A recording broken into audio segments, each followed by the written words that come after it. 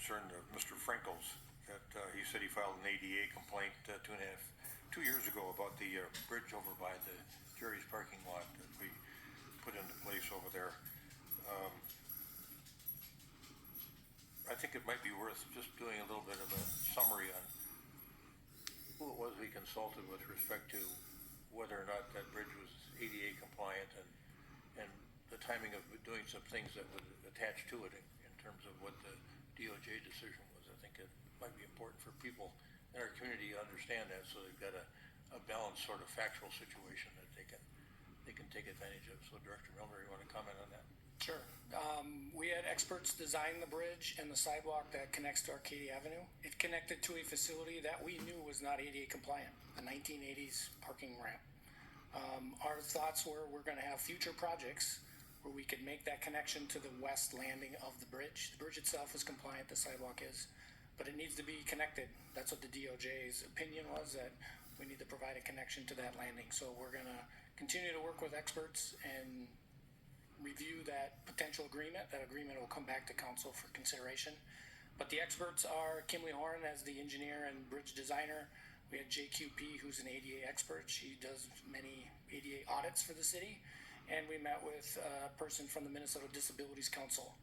And all of them said it was really kind of a gray area on which rules applied in this case. But the DOJ made a statement, made a ruling, and we need to follow that, and we will bring that back to the council in due process. And this may be a question for our city attorney, but we would have a right to appeal that decision, I take it, if we wanted to. Well, Mayor, I'm actually not handling that lawsuit. It's been tendered to Insurance Defense Council. That's a great way to duck out of the... Well, I would say that as I understand it, and you should talk to the attorney who's been assigned to handle the case, but I believe it's a proposed settlement agreement, and you can discuss with the DOJ whether there's any changes that could be made to that proposal.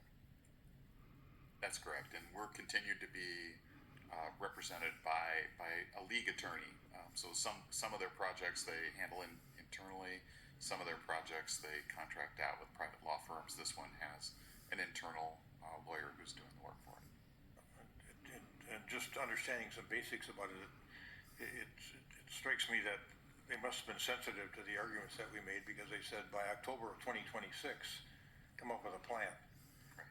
which is somewhat consistent with what we're doing down there in terms of redevelopment. And I think what we always intended to do when we figured out what we were going to do with that adjoining property at the old public works site, we were going to complete that project, is my understanding. We had a couple projects in the capital improvement plan for consideration. Anything else, Manager Neal, on that issue? No. Okay. All right. And I guess we could have closed off the whole bridge this entire period of time too, and not let anybody use it. We could have. We chose to put a sign on the east side that says it's only accessible to the parking ramp, and that's it, so people wouldn't feel stranded. So there was a notification of the issues that we've just been talking about. Okay. All right. And then Nora Davis,